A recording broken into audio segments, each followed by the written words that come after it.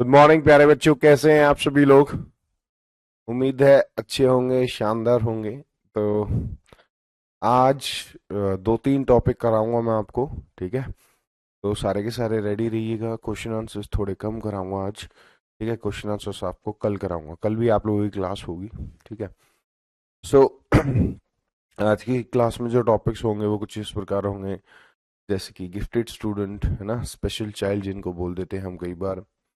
Learning disabilities क्या हो सकती हैं बच्चे को, क्योंकि पता होनी चाहिए एक टीचर को कि बच्चे की क्या क्या किस किस तरीके की लर्निंग डिसेबिलिटीज हो सकती हैं। ठीक है, और उसके साथ के साथ देखते हैं आरटी एक्ट या एनसीएफ 2005, जो आप लोग बोलोगे उन दोनों में से एक चीज, या फिर एनएपी, तो वो मैं करा दूंगा। ठीक है, शुरुआत करें। चलिए, सबसे पहले गिफ्टेड बच्चे, है ना, गिफ्टेड बच्चे को कौन होते हैं। देखिए, गिफ्टेड बच्चा वो होता है जिसका आईक्यू लेवल 120 से ऊपर होता है।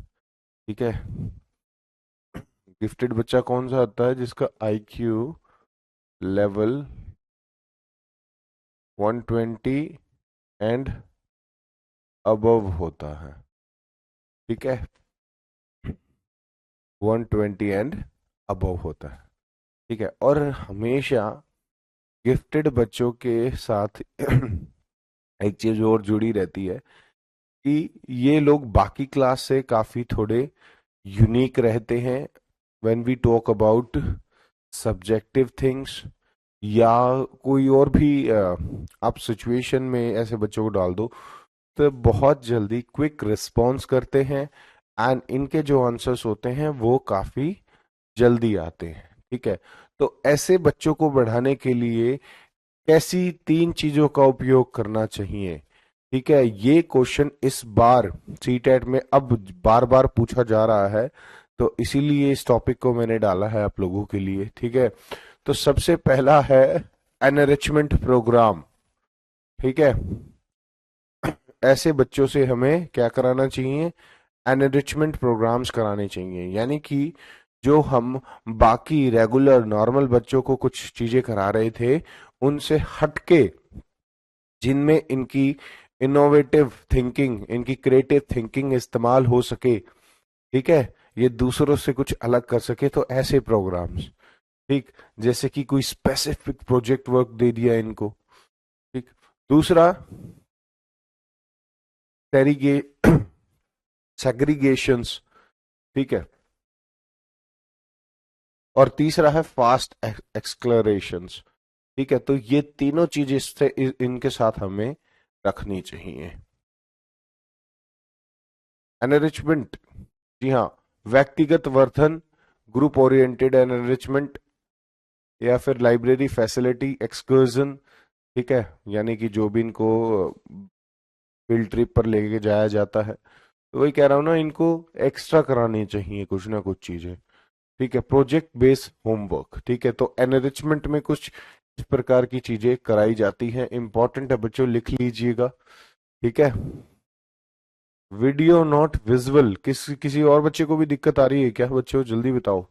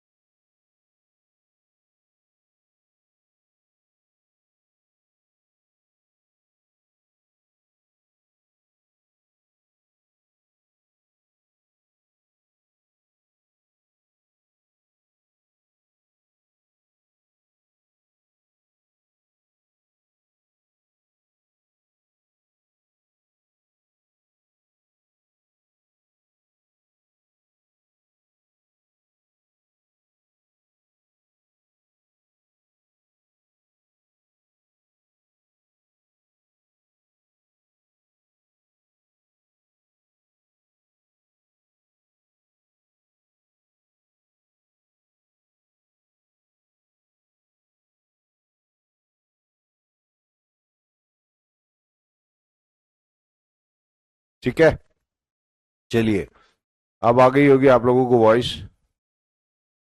चलिए, तो देखिए, फास्ट एक्सक्लरेशन से मतलब होता है बच्चों, हमें जैसे कि फिफ्थ क्लास, थर्ड क्लास में है गिफ्टेड बच्चा, उसको फिफ्थ सिक्स क्लास तक का आता है, तो उसके प्रमोशन हम जल्दी जल्दी करें।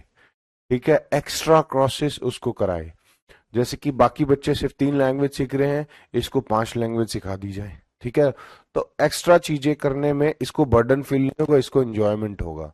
ठीक है, तो जहां पर एक वीक बच्चे को हम चीजें लिमिटेड लिमिटेड दे रहे थे लॉन्ग पीरियड्स टाइम के लिए, ताकि वो धीरे धीरे सीखता है, जो जल्दी सीखता है तो उसको ज्यादा अपॉर्चुनिटी भी देनी चाहिए। ठीक है, तो अर्ली एडमिशन, एक्स्ट्रा कोर्सेज और क्विक प्रमोशन, जल्दी जल्दी आगे बढ़ाए।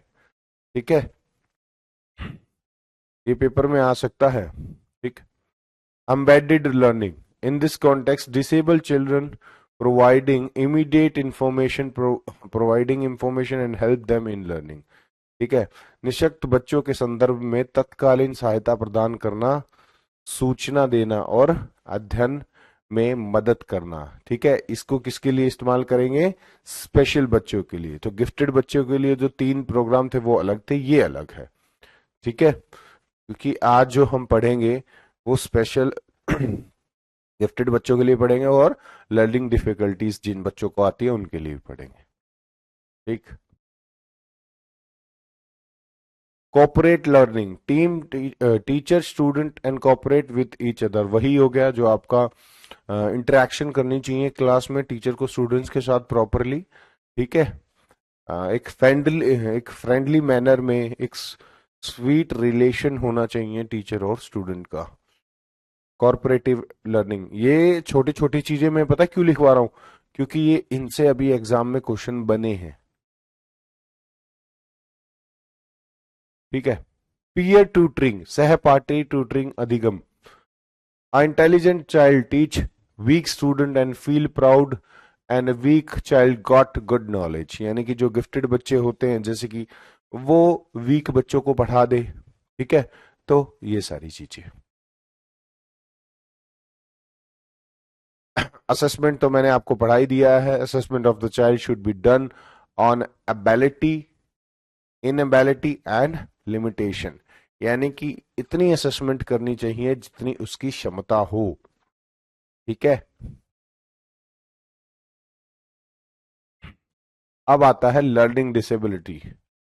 ठीक है बच्चों, लर्निंग डिसेबिलिटीज होती हैं, चाहे बच्चे को लिखने में इश्यू आए, ठीक है, या पढ़ने में इश्यू आए, या सुनने में इश्यू आए, या फिर बोलने में, रीड आउट करने में इश्यू आए, इंटरेक्शन करने में इश्यू आए। ठीक है, ये सारी चीजें आती हैं हमारी लर्निंग डिसेबिलिटीज के अंदर। ठीक है, कि अधिगम में दिक्कतें आना बच्चों को।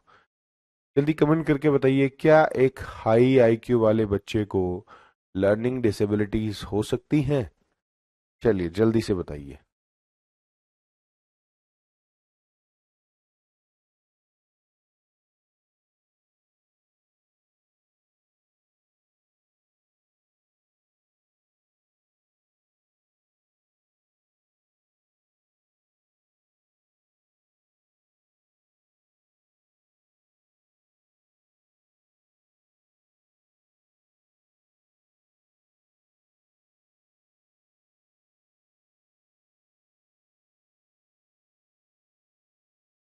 जल्दी बताओ बच्चों, ऐसे काम नहीं चलेगा।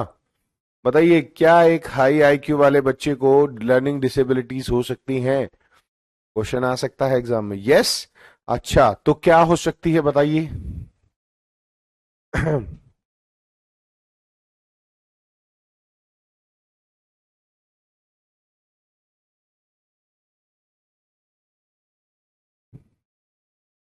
चलिए, हो सकती है ना, तो बताइए बच्चों क्या हो सकती है।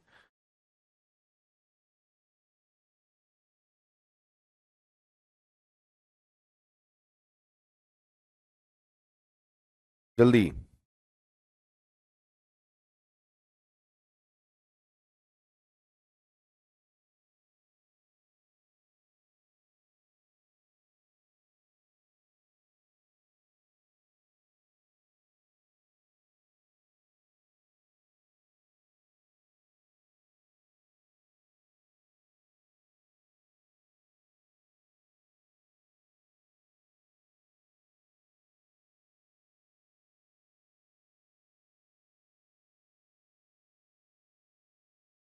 हो सकती है ना, बिल्कुल हो सकती है, ठीक है। तो लर्निंग डिसेबिलिटी ये मैटर नहीं करता कि आपका आईक्यू हाई है या लो है, वो किसी को भी हो सकती है, ठीक है। लेकिन ज्यादातर जो हाई आईक्यू वाले बच्चों को देखा गया है, उनको कई बार है ना हाइपर एक्टिव हो जाते हैं वो किसी चीज को सुनकर, है ना, पहले आंसर दे बैठते हैं, ठीक है। तो वहां पर उनको कई बार दिक्कत होना शुरू हो जाती है, ठीक है। चलिए, इम्पेयरमेंट क्या होता है? यह शारीरिक स्तर पर है। It is a structural issues. जब शरीर का कोई अंग जन्म से या जन्म के बाद काम करना बंद कर दे, या उसमें कोई खराबी आ जाए, वो होती है आपकी इम्पेयरमेंट, ठीक है। या शरीर में दिक्कत पर काम करने में कोई रुकावट आए, ठीक है। रुक जाए 1 मिनट।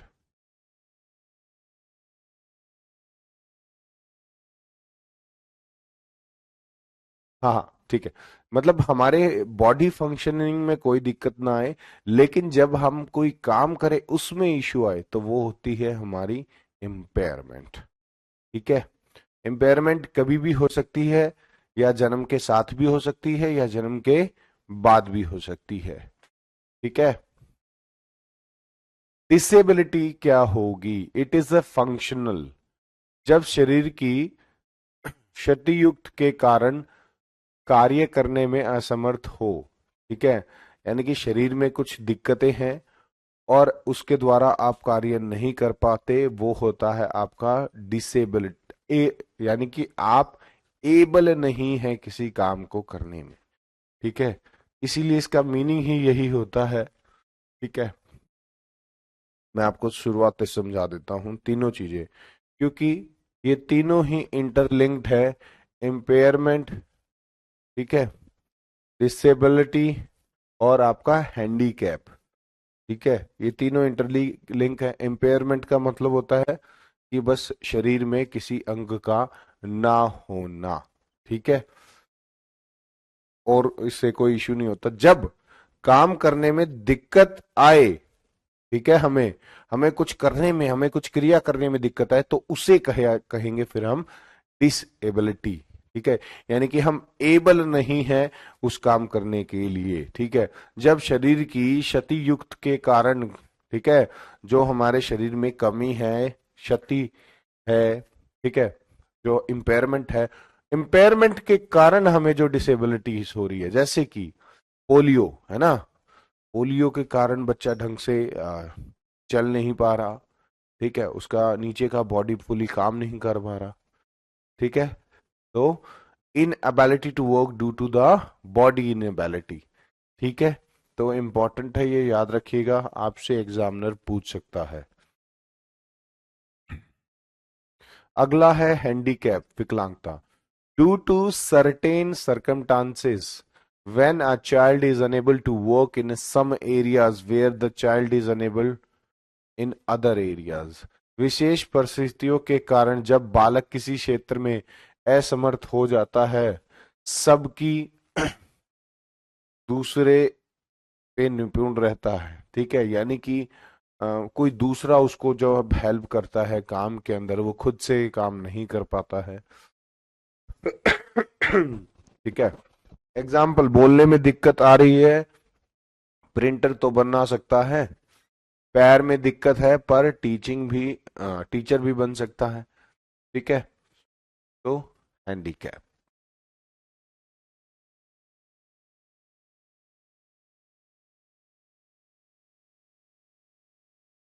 ठीक है। यहां किसी को कोई डाउट तो बताइए।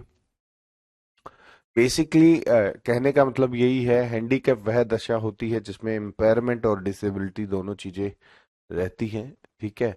लेकिन हैंडीकैप अगर कोई एक काम नहीं कर सकता, तो ऐसा नहीं है कि वो दूसरा काम नहीं कर सकता, ठीक है। तो जो काम वो नहीं कर सकता, उसको उस काम को नहीं दिया जाए, उसको दूसरा काम दे दिया जाए, ठीक है। जैसे कि किसी के पैर नहीं है तो उसको हाथ से रिलेटेड काम कर दिया जाए, ठीक है। या कोई अंधा है तो उसको बोलने का काम दे दिया जाए, तो ऐसा चलिए, नो डाउट, बहुत बढ़िया। आगे अब हम प्योरली बात करते हैं लर्निंग डिसेबिलिटीज के ऊपर, ठीक है। The first person who use this term disability was Samuel A Kirk, ठीक है।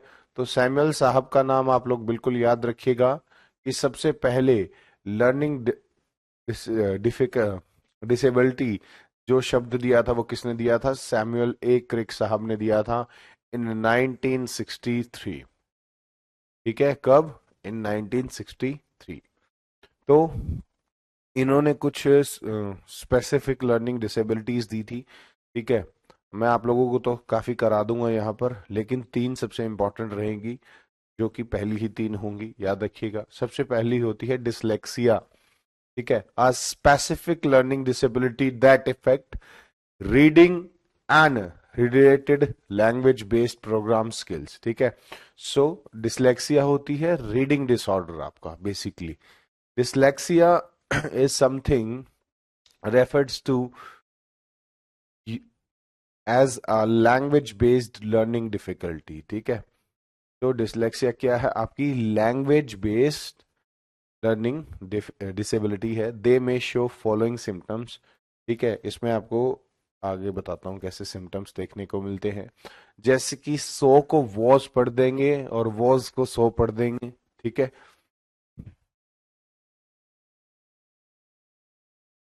बहुत ही स्लो रीडिंग करेंगे, ठीक है। मैं आपको दिखाता हूँ कैसे करते हैं, क्योंकि ऐसे बच्चों को बहुत हैंडल किया है हमने, ठीक है। रीडिंग लो, ऐसा भी बोलते हैं कई बार, या लोसली। तो बहुत दिक्कतें आती है ऐसे बच्चों को, ठीक है। Sight and memory difficulties etcetera, जी हाँ, इनको चीजें याद रखने में भी इश्यू आता है, ठीक।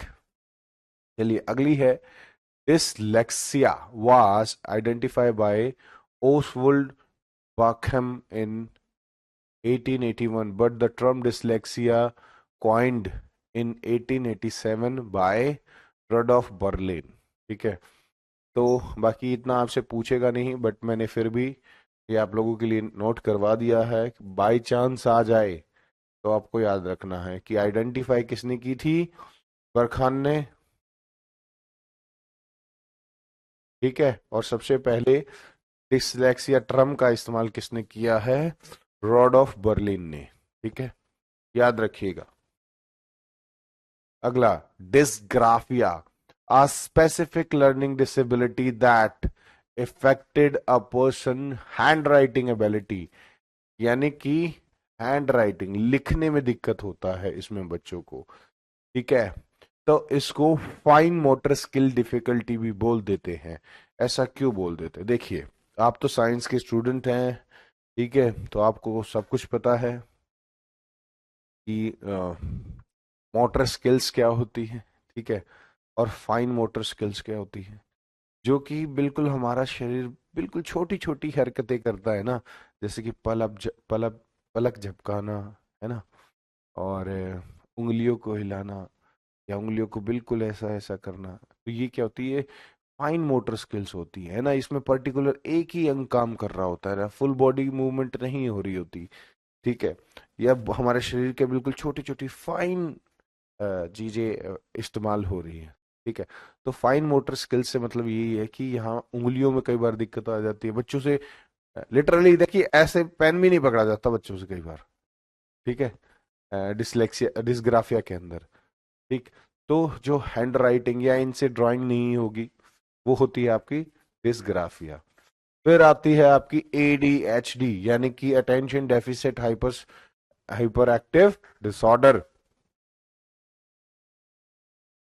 बहुत इंपॉर्टेंट है बच्चों, ठीक है, क्योंकि ऐसे बच्चा ज्यादा, बहुत ही ज्यादा हाइपर एक्टिव रहता है कई बार, ठीक है, जल्दी एग्रेशन में आ जाता है। ऐसे बच्चे को एक जगह बिठाने में बहुत इश्यू होता है, ठीक है। These children have a problem with control of impulsive they found difficulty in focus, focus नहीं रख पाते। ठीक है, आपने एक चीज बता दी कि बच्चे आपको ये करना है, थोड़ी देर में आप मुड़ के जाओगे तब तक दूसरे के बेंच पे बैठा पाएगा, उसके साथ दोबारा कुछ और चीजें करना शुरू कर देगा। It is a nervous system disorder, these childrens emotionally unstable. ठीक है, ये स्थिर नहीं होते ऐसे बच्चे। ठीक है, हाइपर एक्टिव रहते हैं। तो इनके लिए एक एक सॉल्यूशन है। ठीक है, कि स्टॉप थिंक एंड डू। ठीक है, तो बार बार बार बार बार बार ऐसे बच्चों को ये प्रैक्टिस कराई जाती है कि स्टॉप थिंक एंड डू। फिर आता है हमारा dysmorphia, a specific learning disability that effect a person ability to understand shape and size. ठीक है, तो आकार में जब दिक्कतें होती हैं लोगों को समझने में, तो उसको बोलते हैं डिस, क्लियर तो शो हो रहा होगा बच्चे, आपके नेट में इशू होगा फिर। ठीक है, फिर आगे आपकी डिस्प्रेक्सिया। ठीक, a disorder that characteristic by difficulty in muscle control. ठीक है, मांसपेशियों को कंट्रोल नहीं कर पाता बच्चा, कई बार मांसपेशियां स्टिफ हो जाती हैं, कई बार ज्यादा लूज हो जाती हैं। ठीक है, muscle control, visual perceptual, visual motor deficit, a disorder that affect understand of him information that a person sees or ability to draw or ठीक है, ढंग से ना तो ड्रॉ कर पाता है ना कॉपी कर पाता है, इसमें आपके लो विजन भी आ जाते हैं। ठीक है, तो ये बच्चे चीटिंग भी नहीं कर पाएंगे। ठीक है, सो या कई बार क्या होता है, एंगल दूसरा हो जाता है आंखों का, तो बहुत ही कठिनाई होती है ऐसे बच्चों को। तो अच्छे आई डॉक्टर्स इनका सोल्यूशन कर देते हैं। तो याद रखिएगा, visual perception, visual motor deficits. ठीक है, चलिए।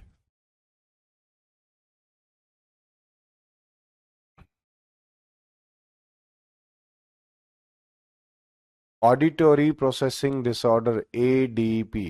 जी हाँ, auditory processing disorder, ADP, also known as central auditory process disorder. This is a condition that advisory affect how sound that travel through the ear is perceived or interpreted by the brain.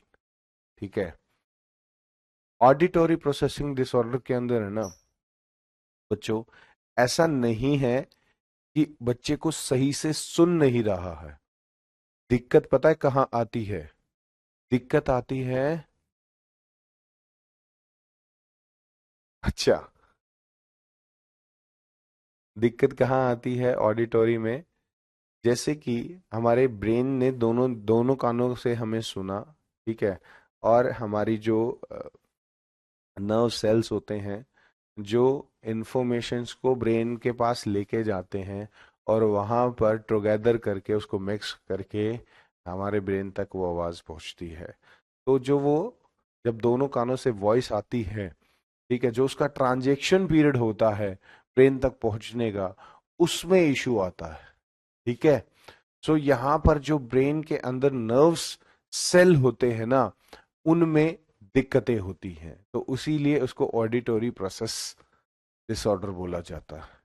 ठीक है, ना कि ये हमारे inner ear का issue होता, ना outer ear का इशू होता, ना मिडल ईयर का इशू होता। ठीक है, सो अगर मिडल ईयर, इनर ईयर या आउटर ईयर में कोई भी इशू होता है ना, तो एड का इस्तेमाल करके हम उसको ठीक कर लेते हैं। बट ऑडिटरी प्रोसेसिंग, जी हाँ, प्रोसेसिंग करने में हमें बहुत इशू आता है, तो ये एक अलग इशू होता है। ये आपका नॉर्मल सुनने वाला इशू नहीं होता, ये बिल्कुल डिफरेंट होता है। ठीक है, द ईयर, इसलिए यहाँ पर शायद लिखा भी होगा, the year is proceed or interpreted by the brain individual with APD or do not recognized subtitle difference between sound in words even when the sounds are loud and clear to heart। ठीक है, चाहे sound loud भी हो तब भी ये बिल्कुल शब्द को क्लेरिफाई नहीं कर पाते। ठीक है, ऐसा नहीं है लेकिन इनको की साउंड नहीं सुनाई, इन्हें सब कुछ सुनाई देता है, बट ब्रेन में वो प्रोसेस ही नहीं हो पाते। ठीक है, लैंग्वेज प्रोसेसिंग डिसऑर्डर। अब ये ऐसा नहीं है कि ये उससे अलग है। ठीक है, अब यहां पर लैंग्वेज को आप प्रोसेस नहीं कर पा रहे हो कि आपको क्या बोलना है। ठीक है, जैसे कि मैं बोल रहा हूं कि मैं पहले क्या पढ़ू, मैं अगर मैं पढ़ रहा हूं, ठीक है, तो मेरे दिमाग में पहले पढ़ा कि a specific type of auditory. ठीक है, एक प्रॉपर मैंने लाइन पढ़ी, लेकिन मुझे बोलने के लिए मेरा माइंड कमांड देगा। ठीक है, और फुल प्रोसेस्ड के साथ वो कमांड आएगी। यही होता है कि माइंड प्रोसेस्ड ही नहीं कर पाता है, तो बच्चा कैसे बोलेगा टाइप ऑफ ऑडिटोरी स्पेसिफिक ए।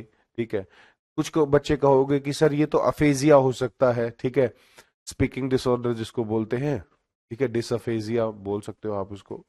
ठीक है, तो उसके अंदर भी यही होता है कि बच्चा उल्टा सीधा बोलना शुरू कर देता है।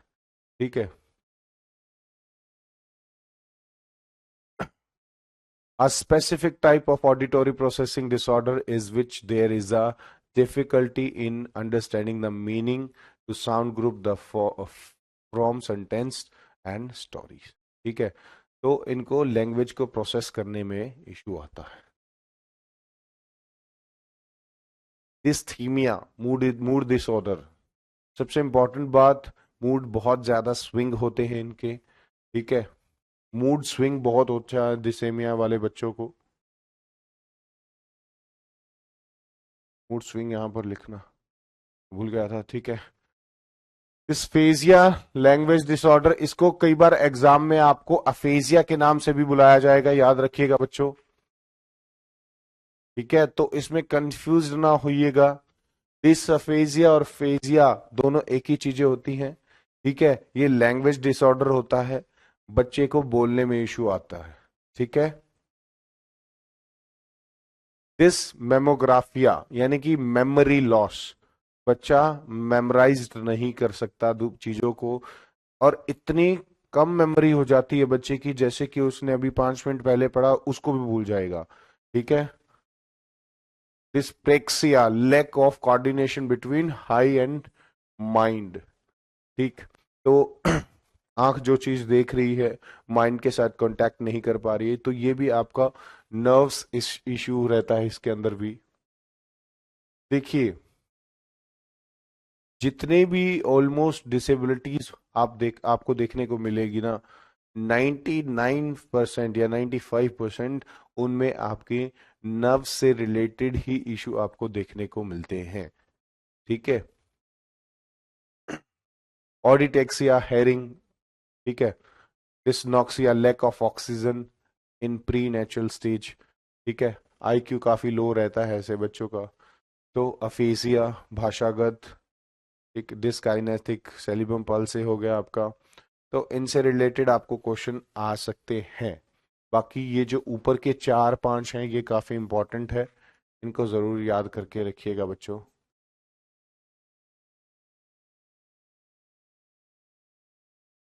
ठीक है, इनमें किसी को कोई इश्यू हो तो बताइए, मैं अभी आपको बता देता हूँ।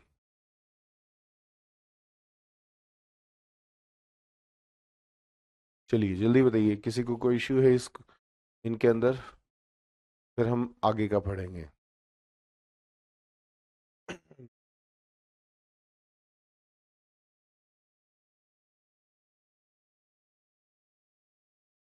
नहीं बच्चे,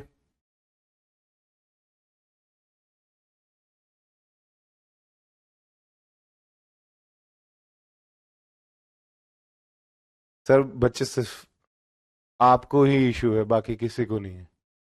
ठीक है, हाँ, बच्चों बताइए इसमें किसी को कोई डाउट हो, फिर आगे चलेंगे।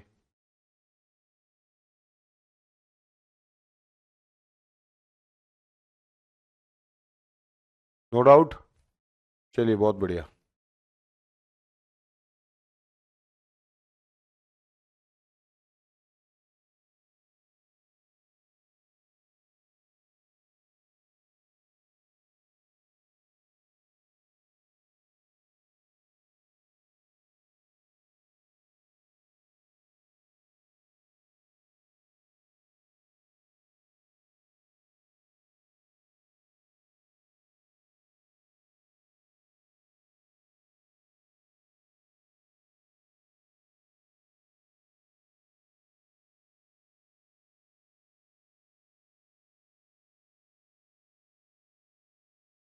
एक मिनट, आप लोगों का दूसरा टॉपिक मैं लगा देता हूँ तो।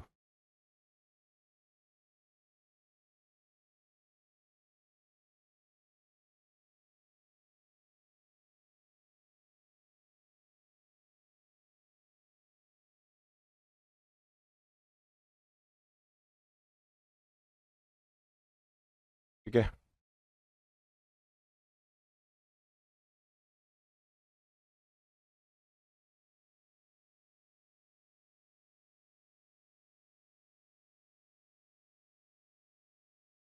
तो दूसरा टॉपिक है हमारा एनसीएफ, यानी कि नेशनल करिकुलम फ्रेमवर्क 2005। ठीक है, यहाँ से आपको जरूर क्वेश्चन देखने को मिलेगा 3 नंबर का।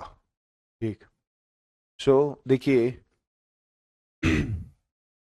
हमारे देश में एनसीएफ 2005 से कम 3 बार और हमारे करिकुलम को रिवाइज किया गया था। ठीक है, और एनसीएफ होता है हमारे स्कूल का जो भी करिकुलम रहता है, जो कोई भी टीचिंग प्रैक्टिसेस होती हैं, ठीक है, वो सारी की सारी किसके अंदर आती, हमारे नेशनल करिकुलम फ्रेमवर्क के अंदर आती। ठीक है, कि आने वाले सालों में या जब भी ये लागू होता है तब से किस तरीके की तो हमारी टेक्स्ट बुक्स होंगी, है ना, क्या हमारा सिलेबस रहेगा बच्चों का, ठीक है, कैसी टीचिंग प्रैक्टिसेस कराई जाएंगी टीचर्स को, तो ये सारी चीजें किसके अंदर आती हैं, नेशनल करिकुलम फ्रेमवर्क 2005। वो तो ईयर के हिसाब से होता है, ठीक है, तो उसके हिसाब से। दूसरी सबसे इम्पोर्टेंट चीज, इसको जो पब्लिश करने का काम होता है वो किसका होता है, एनसीईआरटी का होता है। ठीक है, यानी कि हमारे देश में जो भी एनसीएफ आएगा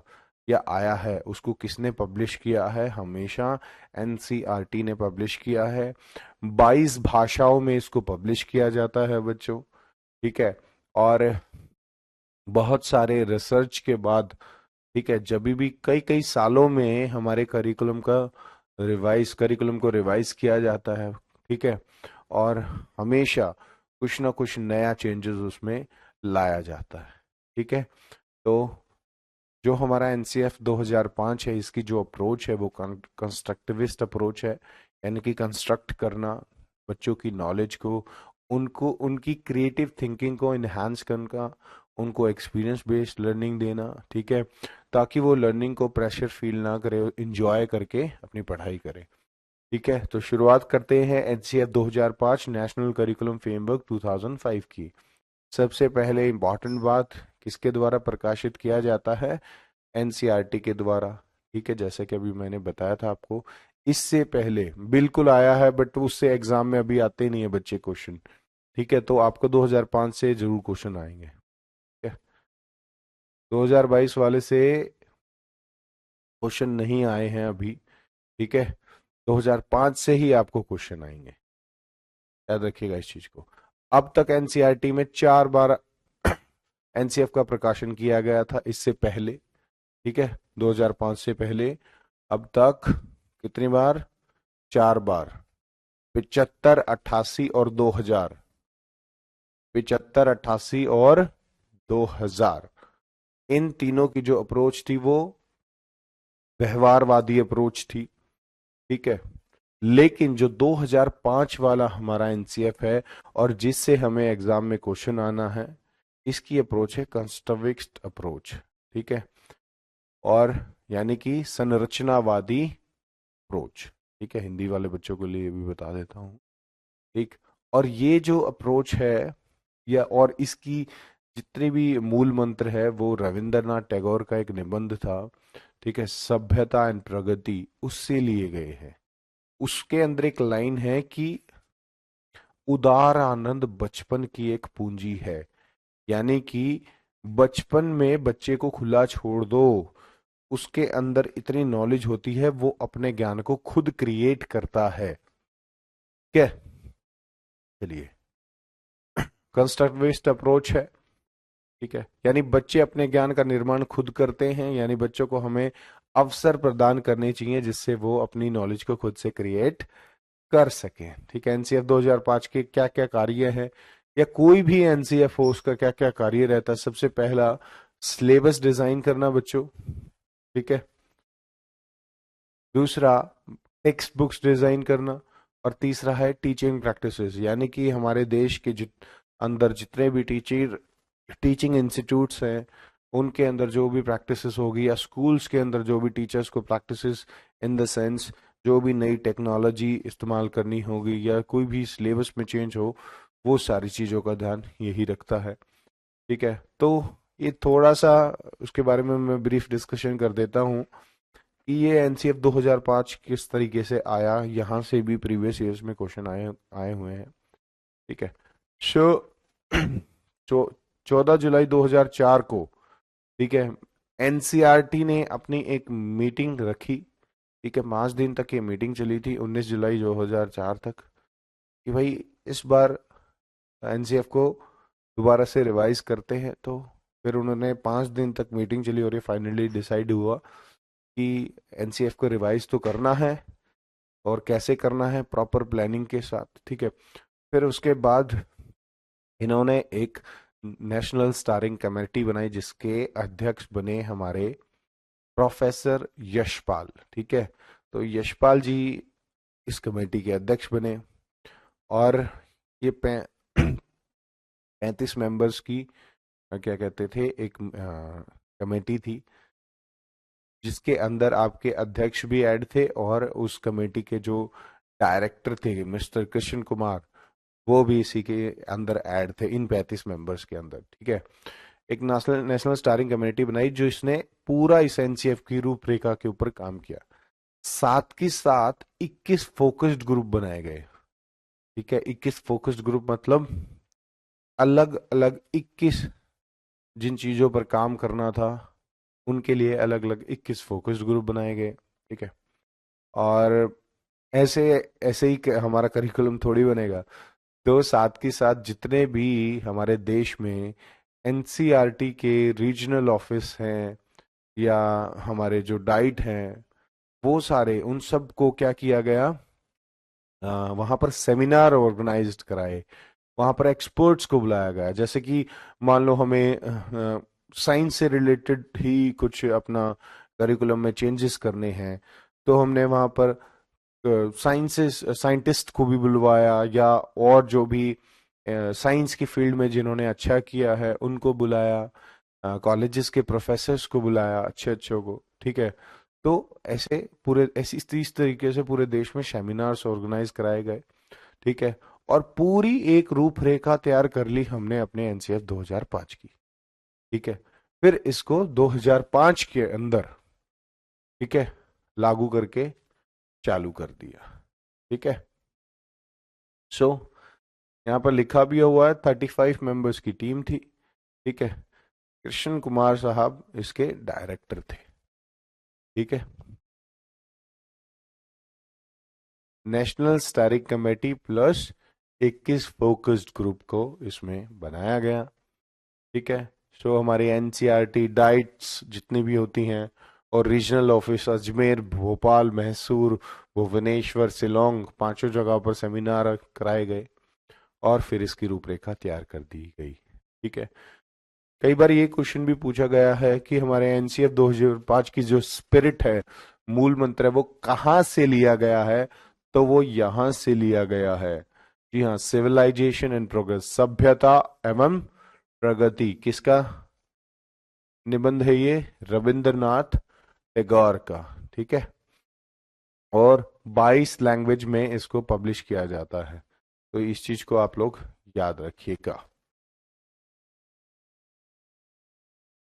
अब गाइडिंग प्रिंसिपल ऑफ एनसीएफ क्या क्या है। ठीक है, सबसे पहला, connecting knowledge with the life outside the school. ऐसे क्वेश्चन आपको आपकी क्लास में बहुत सारे देखने को मिलेंगे। ठीक है, सीटेट के एग्जाम में।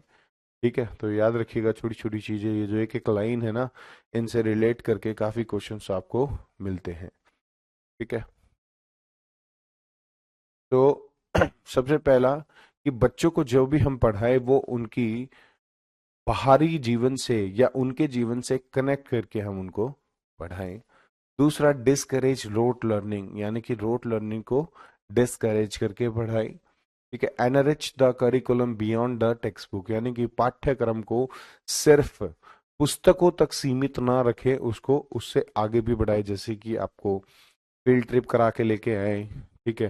अगर कोई बच्चा ज्योग्राफी पढ़ता है अच्छे तरीके से, तो उसको ज्योग्राफी से रिलेटेड किसी मतलब टीचर को अगर स्टोन के बारे में पढ़ाना है तो स्टोन एरियाज जैसे कि पहाड़ी एरियाज घुमा दिए जाएं, ठीक है।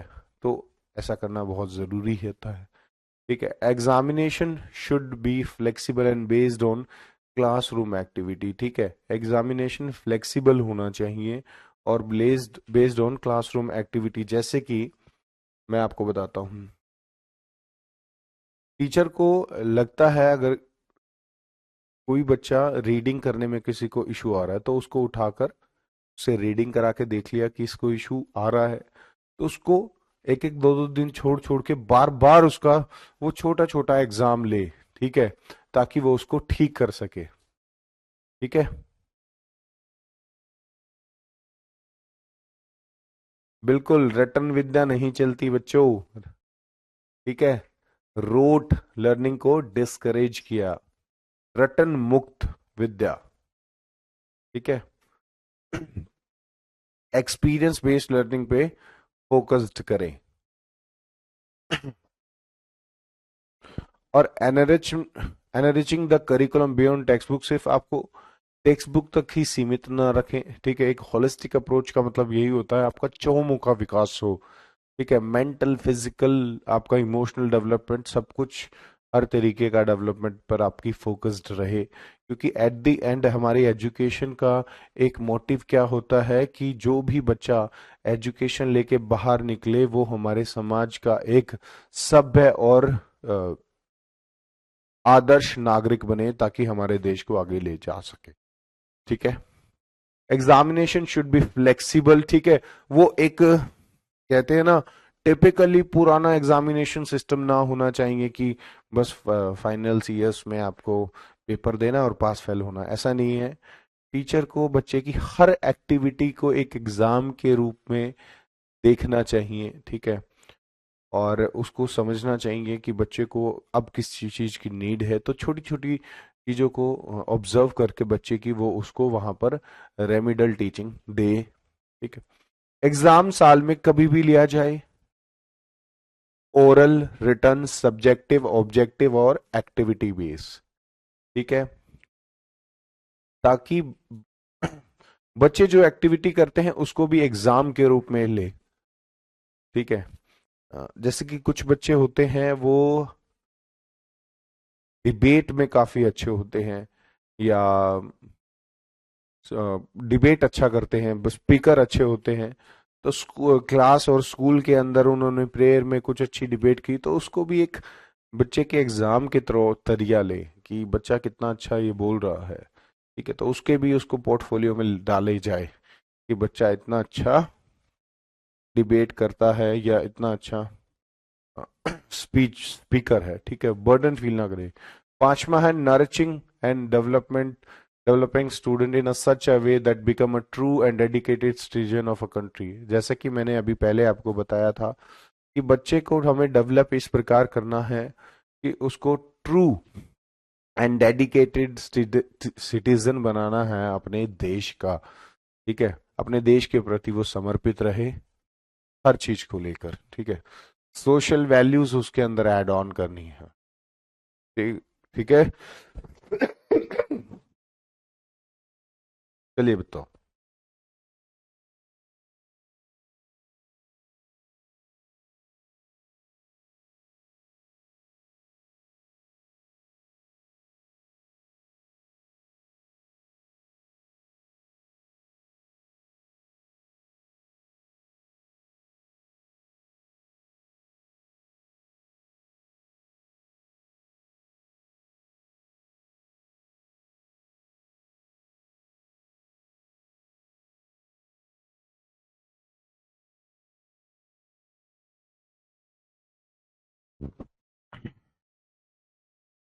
ठीक है, तो गाइडिंग प्रिंसिपल में अब हम आगे पढ़ते हैं कि एनसीएफ क्या कहता है बच्चों के लिए, कि बच्चों के लिए कैसा होना चाहिए हमारा करिकुलम, ठीक है। तो सबसे पहला है स्टूडेंट्स लर्निंग विदाउट बर्डन, ये शब्द आपने बहुत सुना होगा, ठीक है। बिना बोझ के शिक्षा, यहाँ बिना बोझ से शिक्षा का मतलब यही है कि बच्चों, स्कूल में बच्चा जब आए तो वो उसको बर्डन फील ना हो, बोझ फील ना करे, वो एजुकेशन को एंजॉय करे स्कूल में आना, ठीक है।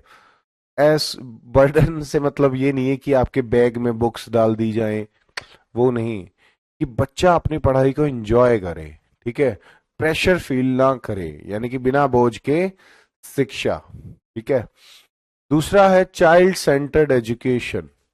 जी हाँ, बाल केंद्रित शिक्षा, जो कि मैं आपको बार बार बताते जा रहा हूं पहली क्लास से ही, कि आज का जो हमारा स्कूलिंग सिस्टम है वो चाइल्ड सेंटर्ड है या टीचर सेंटर्ड नहीं है, यानी कि बच्चे की एबिलिटी के हिसाब से आपको उसको ट्रीट करना है, ठीक है।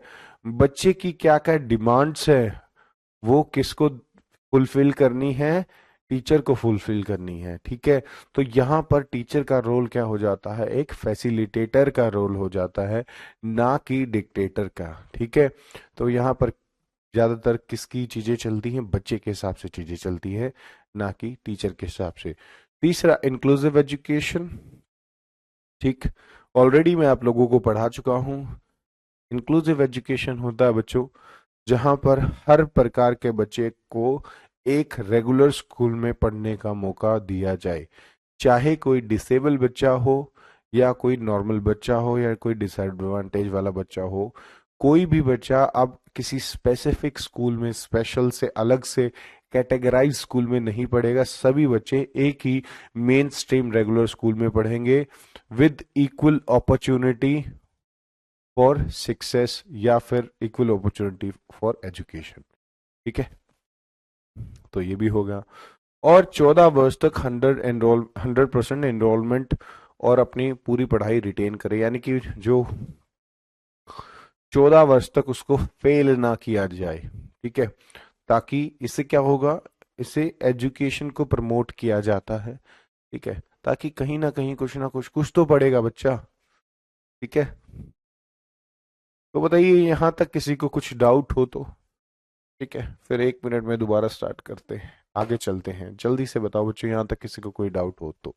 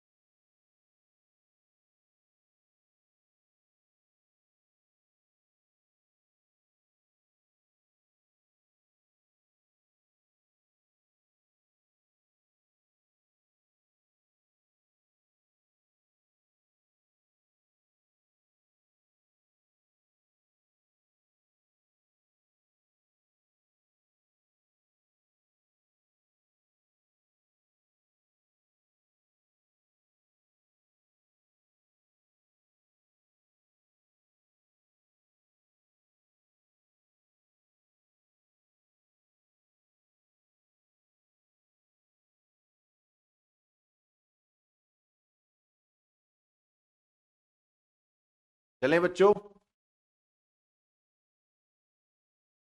चलिए। तो पी नायक साहब के भी बारे में भी पूछ लेते हैं कई बार कि इन्होंने एजुकेशन के 3 पिलर्स क्या बताए हैं, इक्वालिटी, क्वांटिटी और क्वालिटी। अब सुनते हैं बच्चों की टीचर के लिए क्या कहता है, ठीक है। अध्यापक एक सुविधा प्रदानक है, ना कि डिक्टेटर।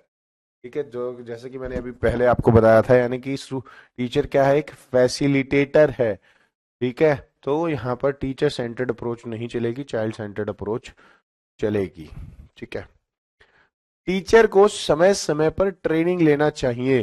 ठीक है, क्योंकि आज का हमारा समाज इतना एडवांस हो चुका है कि विद इन अ ईयर, ठीक है, मैं मंथ की बात नहीं कर रहा हूं, हर साल हमारी टेक्नोलॉजी में इतना चेंज आ जाता है कि उसको अडेप्ट करना बहुत जरूरी होता है। ठीक है, सो टीचिंग ट्रेनिंग साथ के साथ उतना ही इम्पोर्टेंट है टीचर के लिए, क्योंकि वो उस टेक्नोलॉजी का इस्तेमाल करके बच्चों को अच्छे से पढ़ा सकता है। ठीक है, स्कूल के लिए क्या कहता है? सो स्कूल के लिए एनसीएफ की बस थोड़ी सी ही रिक्वायरमेंट्स है। सबसे पहला, बच्चे को वहां पर आके एंजॉय लगे, तो एक तो वेंटिलेशन होना चाहिए प्रॉपरली, लाइटिंग होनी चाहिए, लाइब्रेरी होना चाहिए, प्रॉपर स्पोर्ट्स कॉम्प्लेक्स, कॉम्प्लेक्स नहीं, स्पोर्ट्स एरिया होना चाहिए स्कूल के अंदर। ठीक है, स्कूल का एटमॉस्फेयर फ्रेंडली हो बच्चों को, जहां पर आकर वो आनंदित महसूस करे, प्रॉपर डेस्क हो, स्टूडेंट टीचर रेशो। चलिए, एक छोटा सा क्वेश्चन आप लोगों से मैं भी पूछ लेता हूँ। बताइए, प्राइमरी और अपर प्राइमरी में स्टूडेंट टीचर रेशो कितना होता है? चलिए, थोड़ा थोड़ा पूछ लेना चाहिए बच्चों से। जल्दी बताओ प्यारे बच्चों।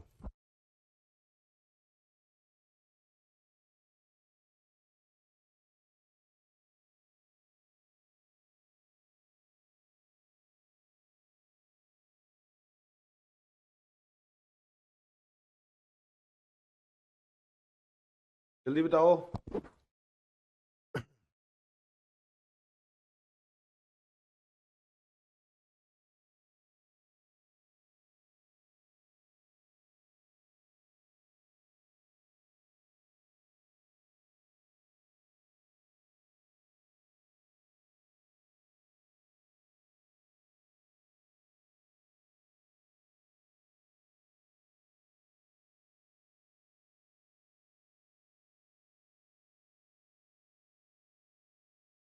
अरे बच्चों, कमेंट तो कर दो जल्दी से।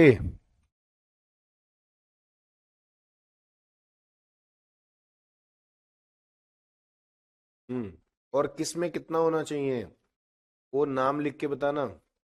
तो भी आप बच्चे, बिल्कुल सही बताया आपने।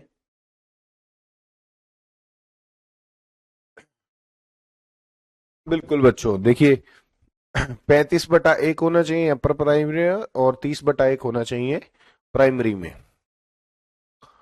स्पोर्ट्स कॉम्प्लेक्स होना चाहिए, पूरे देश में कॉमन स्कूल सिस्टम हो। अब ये कॉमन स्कूल सिस्टम से मतलब यही है बच्चों, ताकि 1/5 रेशो, ऐसे तो बच्चों बहुत। अच्छा, 1/25 नहीं, 1/30 प्राइमरी में होता है सबसे कम। ठीक है, तो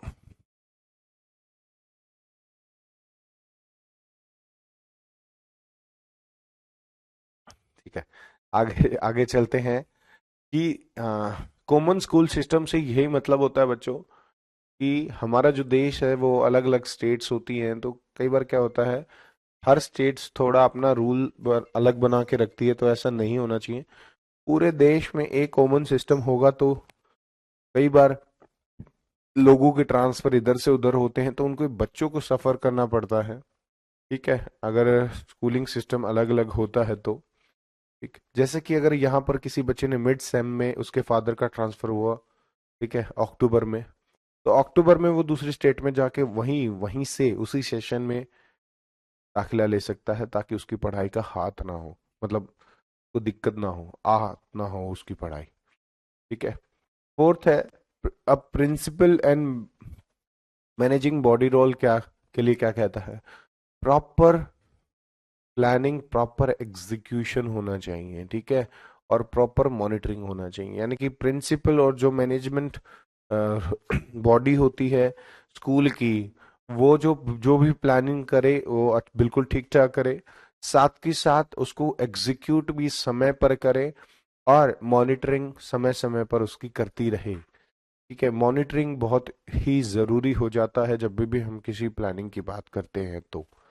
ठीक है, अब कम्युनिटी के लिए भी एनसीएफ कुछ कह रहा है कि कम्युनिटी में जो अच्छे लोग होते हैं या जो जो रिस्पेक्टेड लोग होते हैं, ऐसे लोगों को स्कूल्स में बुलाकर स्पीच दिलाई जाए, मोटिवेटेड स्पीच दिलाई जाए बच्चों को, ताकि उनको आदर्श मानकर बच्चा कुछ अच्छा करने की सोचे। ठीक है, नेक्स्ट आता है भाषा।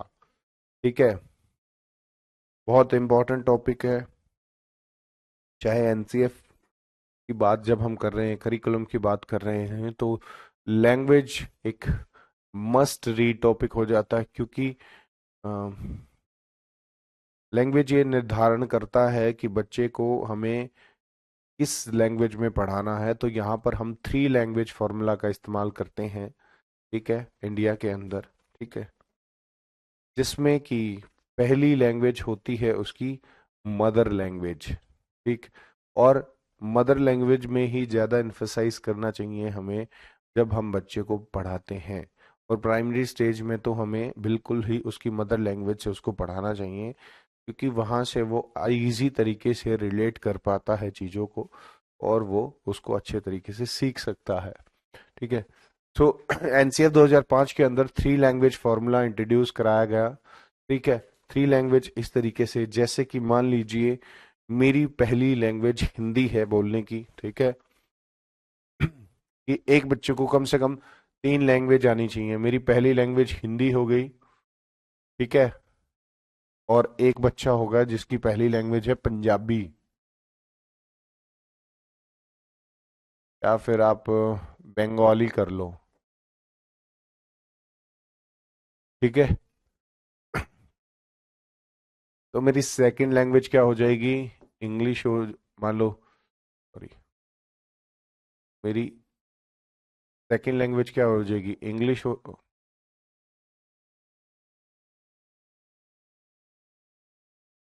हिंदी, इंग्लिश। ठीक, तो मेरी थर्ड लैंग्वेज क्या हो जाएगी, कुछ भी हो सकती है, पंजाबी,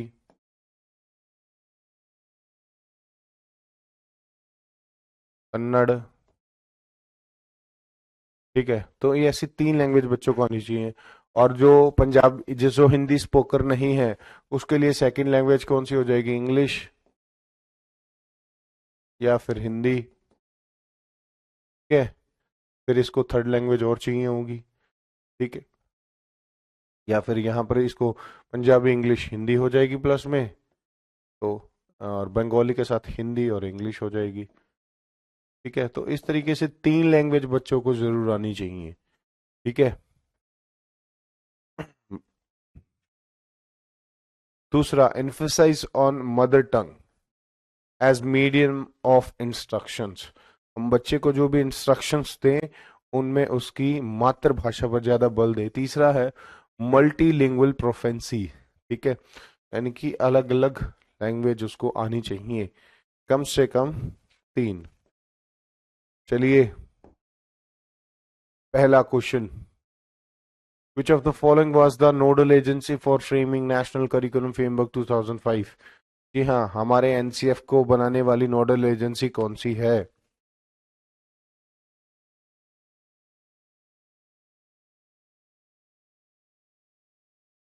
जल्दी बताइए।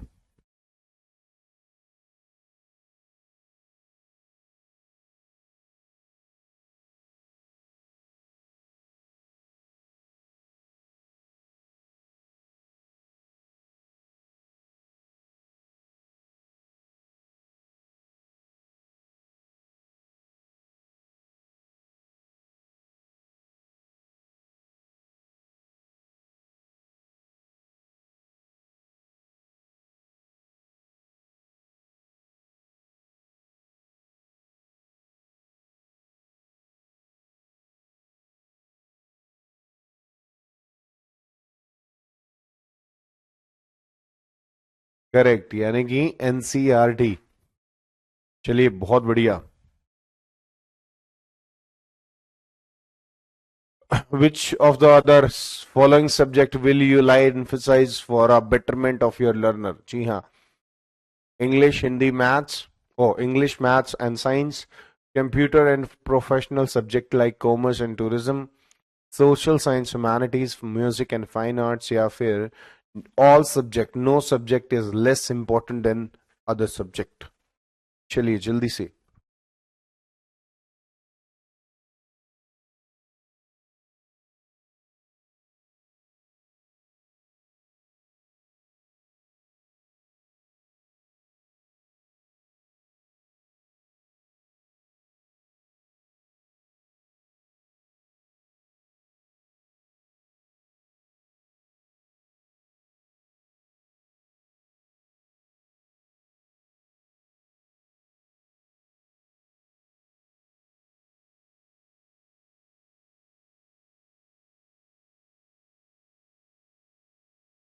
चलिए जल्दी बताइए बच्चों, सिंपल सा है।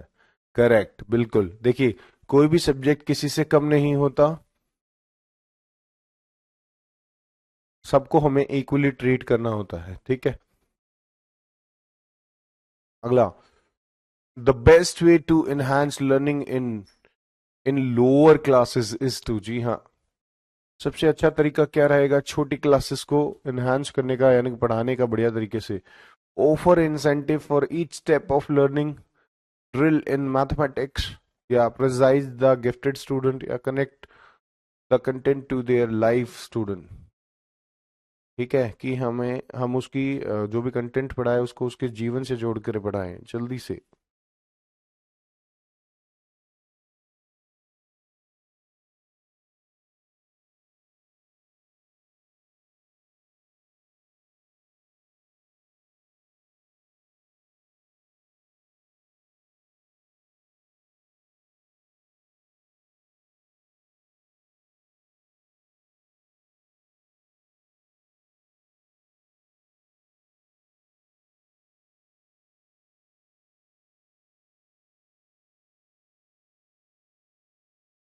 हम्म, करेक्ट बच्चों, यानी कि हम उसके जीवन से जोड़कर हम चीजों को पढ़ाएं। So D was the right answer. चलिए अगला, NCF 2005 is largely based on, ठीक है, किस पर? एनसीएफ 2005 किस पर मुख्यतः आधारित है? बिहेवियरिज्म, ठीक है, कॉग्निटिज्म, ह्यूमनिज्म, या फिर कंस्ट्रक्टिविज्म? जल्दी बताइए। एक और आसान सा क्वेश्चन है बच्चों, जल्दी से। कौन सी मुख्य धारा है?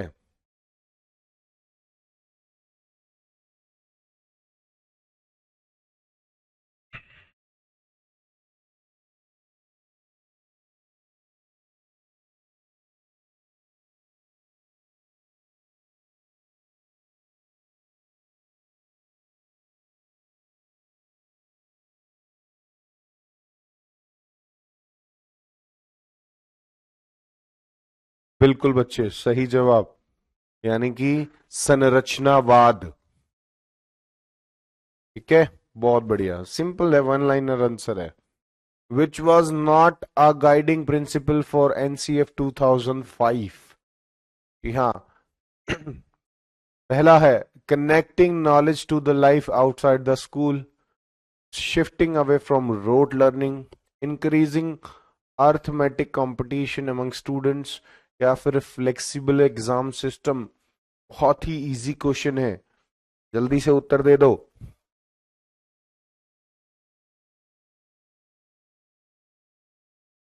जल्दी प्यारे बच्चों।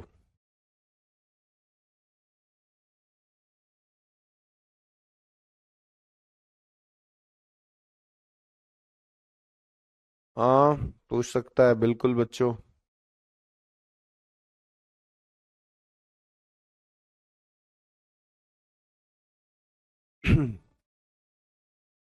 Fifth question. कल आपको थोड़े से कॉन्सेप्शनल क्वेश्चन और कराऊंगा मैं आपके साइंस के नेचर और कॉन्सेप्ट से। ठीक है, बहुत मजा आने वाला है। ठीक है, तो कल आप लोग सारे के सारे लाइव रहिएगा, टाइमिंग आपको नोटिफिकेशन में मिल जाएगी एप्लीकेशन की। बिल्कुल सही, सी वॉज द राइट आंसर। यानी कि कभी भी हम बच्चों के अंदर एक अर्थमेटिक कंपटीशंस की भावना कॉम्पैट पैदा नहीं करते। As per the NCF 2005 the role of teacher is that, एक टीचर का क्या रोल होना चाहिए as per the NCF 2005? Leader, evaluator, facilitator या फिर ऑल ऑफ द अबव? जल्दी बता दो।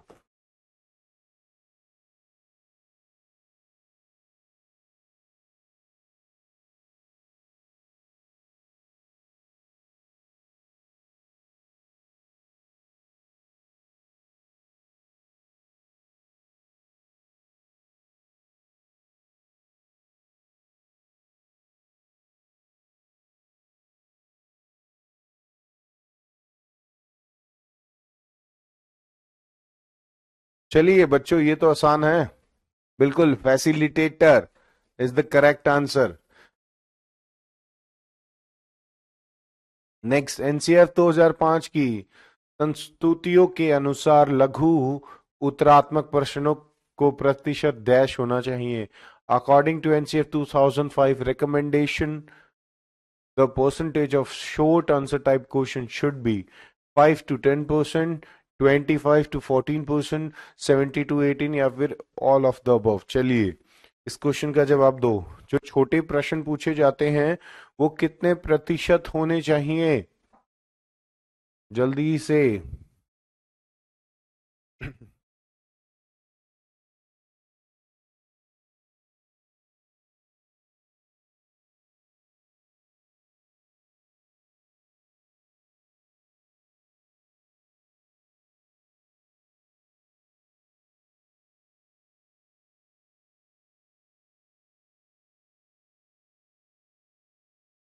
चलिए जल्दी से।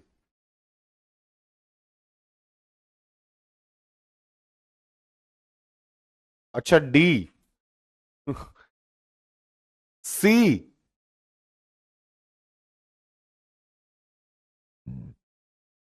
हम्म। एक बच्चा कह रहा था सर थोड़े इजी क्वेश्चन है, फिर मेरे को उसका आंसर देखता है आपने ठीक उन्होंने ठीक दिया है नहीं दिया है।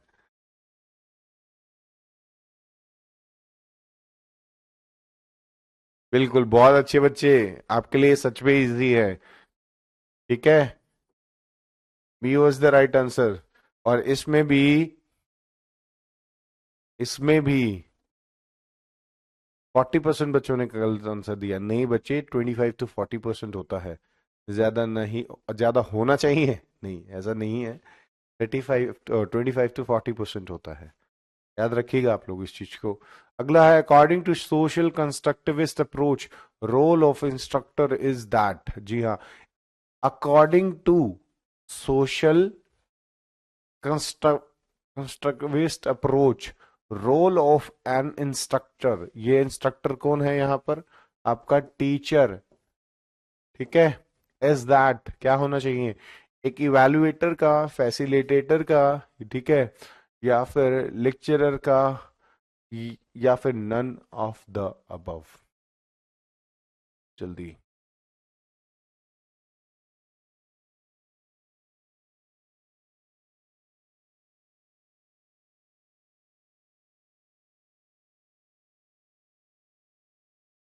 धनंजय बच्चे कल बोलना, कल आपसे पूछूंगा मैं कुछ थोड़े टफ। कल की क्लास में आपने काफी क्वेश्चन गलत दिए थे। ठीक है, कोई नहीं, कल की क्लास में देखते हैं आप कितने मार्क्स स्कोर करते हो। और मैं चाहूंगा कि आप 100 आउट ऑफ 100 करें, या जितने भी मैं क्वेश्चन कराऊं सारे में से बिल्कुल सही के सही करें, अच्छा लगेगा हमें भी।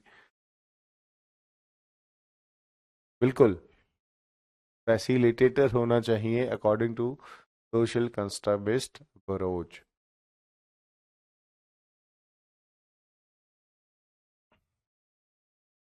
चलिए अगला question. The present day curriculum syllabus and text book are based on, हमारा जो आज का करिकुलम है और टेक्स्ट बुक्स है वो किस पर बेस्ड है?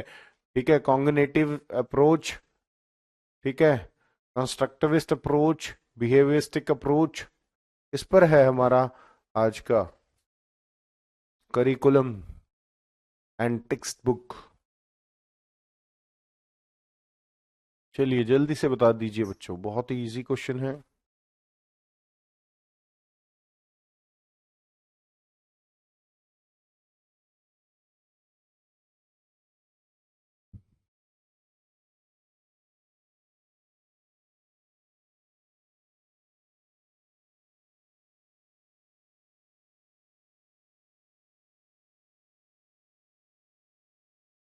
देखेंगे, बिल्कुल, B was the right answer.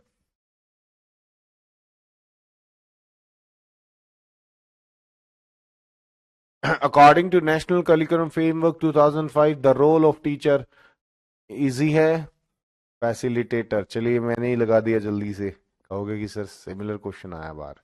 One which one of which one most important in teaching process? जी हाँ, parents, state government, central government या फिर टीचर, इनमें से कौन सा इंपॉर्टेंट है जब भी हम बात करते हैं टीचिंग प्रोसेस की?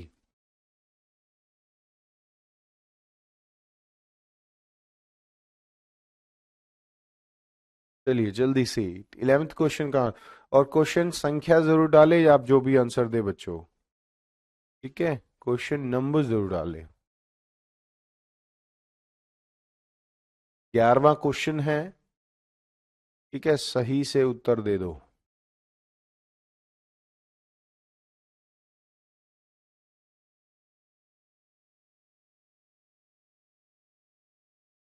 इजी सा है, बिल्कुल। अच्छा, इसमें भी कंफ्यूजन है बच्चों को।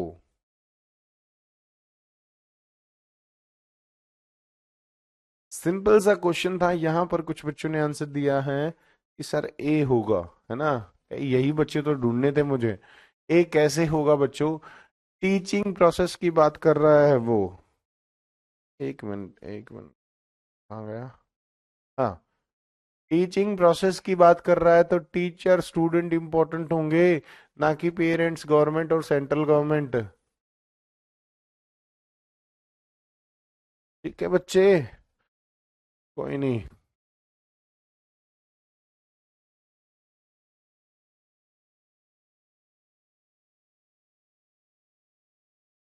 चलिए अगला question, which of the following is not a basic function of school? जी हाँ, स्कूल का इनमें से कौन सा एक बेसिक फंक्शन नहीं है? School preserve and transmit our culture heritage, ठीक है, या school act as a instrument for a culture change, या school develops the whole child to the maximum potential, या school develops ill feeling among students due to casteism. चलिए, इनमें से school का कौन सा मुख्य कार्य नहीं है?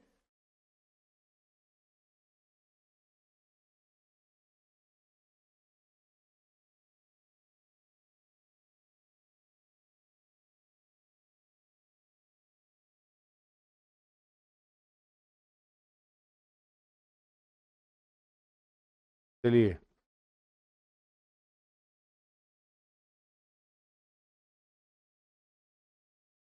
कौन सा कार्य नहीं है, जल्दी बताइए बच्चों।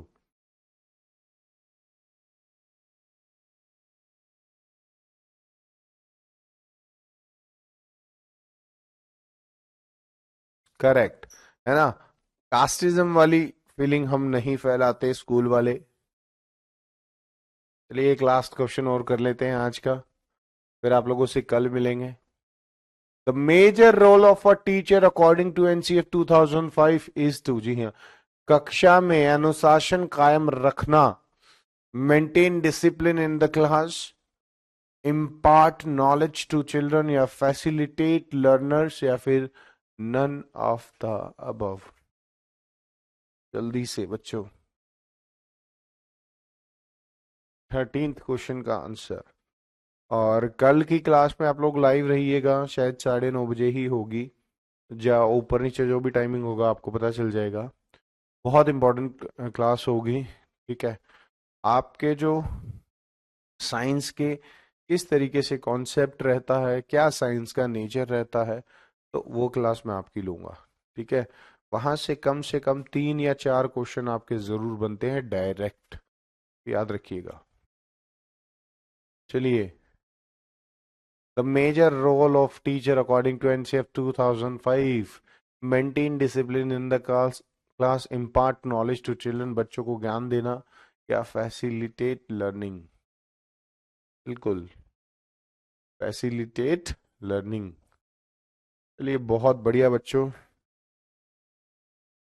काफी अच्छा लगा, आप लोगों ने काफी आंसर आंसर सही दिए, ठीक है। थैंक यू बच्चे, ठीक है। तो कल मिलते हैं आप लोगों से। कल कल आई थिंक, हाँ, कल आपकी लास्ट क्लास होगी इस वीक की, ठीक है। फिर इसके बाद हम मिलेंगे 12 तारीख को, ठीक है। और रेगुलर प्रीवियस ईयर करेंगे, और एक दो चीज जो बची होगी उसको कर लेंगे, ठीक है। कल लास्ट क्लास है इस हफ्ते की, फिर हम मिलेंगे 12 तारीख को। तो कल ज़रूर प्रेजेंट रहिएगा, कोशिश करूंगा कि मैं क्लास को 2 घंटे की या 2.5 घंटे की ले लूँ। तो या आप प्रेजेंट रहिएगा, बहुत इंपॉर्टेंट क्लास होगी आप लोगों के लिए। थैंक यू बच्चे, ठीक है। तो चलें, बंद करें आज को। राम राम, नमस्कार आप सभी को। बहुत बढ़िया धनंजय, देखिए, आप कह रहे थे कि सर आज इजी क्वेश्चन है, तो आप 13 में से 12 ही आपने स्कोर किया। कोई भी क्वेश्चन टफ नहीं था। क्या है ये, आज का तो ऐसा एग्जाम था कि मतलब हर बच्चा इसमें से 13 में से 13 ले सकता था, क्योंकि हमने थोड़ी देर पहले ये सारी चीजें पढ़ी थी, है ना। तो चलिए, कोई नहीं, मिलते हैं आप लोगों से कल, ठीक है। तो याद से जरूर अपना टाइम टेबल सेट कर लीजिएगा, बिस्तरों से उठ जाइएगा, सुबह सुबह क्लास लेने में मज़ा आता है, खाली माइंड होता है, ठीक है। अच्छी चीज़ें भरो अपने दिमाग में सुबह सुबह, ताकि एग्ज़ाम की प्रिपरेशन बढ़िया तरीके से हो जाए, ठीक है। यही है। राम राम, नमस्कार आप सभी को।